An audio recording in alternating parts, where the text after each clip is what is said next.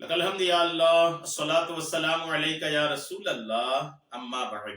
سلسلہ تذکرہ اسلاف کا اس مبارک سلسلے میں ہم اپنے اسلاف کا، اپنے بزرگوں کا ذکر خیر کرنے کی سعادتیں حاصل کرتے ہیں۔ آج کی عظیم الشان شخصیت کا ہم ذکر خیر کرنے جا رہے ہیں، وہ سلسلہ عالیہ قادریہ کے 7ویں امام شہزادہ امام جعفر صادق حضرت امام موسیٰ کاظم رحمت اللہ تعالی علیہ۔ آج آپ کی زندگی کا ایک انوکھا واقعہ، آپ کیسے غریب کی مدد کرتے ہیں، آئیے اس کو توجہ کے ساتھ سنیے۔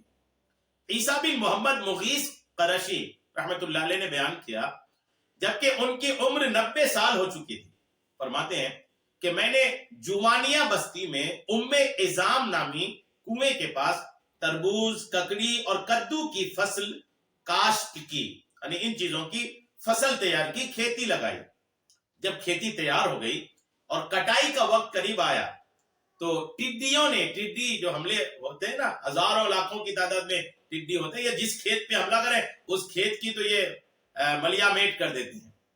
اب ان کی کھیت پر بھی ٹڈیوں نے حملہ کر کے ساری فصل ان کی تباہ اور برباد کر دی۔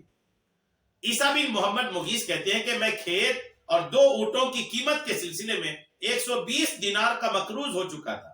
کھیت کو تیار کرنے میں پیسہ لگتا ہے، کئی بار لوگ اپنے کھیت کو تیار کرنے میں اپنا پیسہ قرضہ لے کر بھی لگاتے ہیں، انہوں نے بھی قرضہ لے کر لگایا تھا۔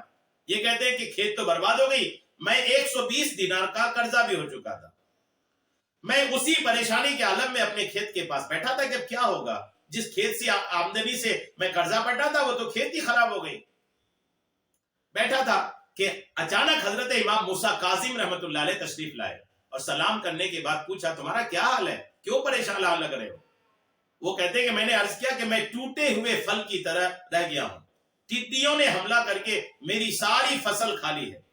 آپ رحمت اللہ علیہ نے فرمایا تم پر کتنا قرض ہے؟ عرض کیا 2 اونٹوں کی قیمت سمیت 120 دینار کا میں مقروض ہوں، 120 دینار کا قرضہ ہے۔ آپ نے امام موسیٰ کاظم رحمت اللہ علیہ نے اپنے ساتھی، ان کے جو ساتھ میں تھے، اس سے فرمایا اے عرفا، ابو مغیث کو 150 دینار تول دو۔ آپ نے اپنے خادم سے کہا ان کو 150 دینار دے دو، کن کو؟ جن کی کھیت خراب ہوئی تھی، اور فرمایا کہ ہم تمہیں کھیت کے علاوہ 30 دینار اور 2 اونٹوں کا اضافی منافع دے رہے ہیں۔ اب وہ جن کا کھیت خراب ہوا تھا نا، وہ کہتے میں نے عرض کیا اے مبارک برکت والے، اندر تشریف لائیں اور اس میں میرے لیے خیر و برکت کی دعا کر دیں۔ آپ رحمت اللہ علیہ اندر تشریف لائے اور دعا کی، پھر مجھے حدیث پاک سنائی کہ رسول کریم علیہ السلام نے ارشاد فرمایا مصیبتوں سے بچی ہوئی چیزوں کو سنبھال کر رکھو۔ پھر میں نے اونٹوں کو اسی کھیت میں لگائے رکھا اور کھیتی کو سیراب کیا۔ اللہ پاک نے اس کھیتی میں ایسی برکتیں عطا فرمائی کہ کاشت میں، کھیتی میں خوب اضافہ ہوا، اور میں نے اس میں سے کچھ حصہ بیچ کر 10,000 دینار کما لیے۔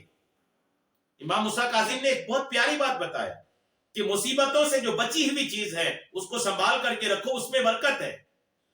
اب انہوں نے بچا کر کے رکھا اور اس سے اپنی کھیتی کو لگایا، اتنی کمائی ہوئی کہ اس کو بیچ کر 10,000 دینار انہوں نے کما لی۔ یہ بہت نوٹ کرنے والا پوائنٹ ہے الحمدللہ۔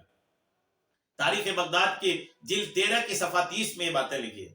زندگی کی گاڑی مسائل کے پہیوں پر ہی چلتی ہے، سمجھدار وہ ہے جو زندگی کے مشکل حالات سے مقابلہ کرنے کی کوشش کرتا رہے۔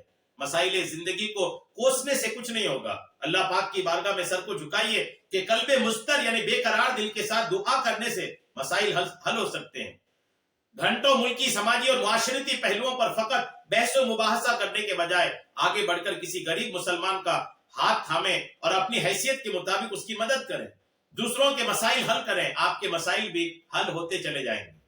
اللہ کریم ہم سب کو امام موسیٰ کاظم رحمت اللہ علیہ کی اس مبارک سیرت پر چلنے کی توفیق عطا فرمائے کہ آپ نے صرف ایک مسلمان ہونے کی حیثیت سے ان کی کھیت کے نقصان کا اپنی جیب سے بھرپائی کیا۔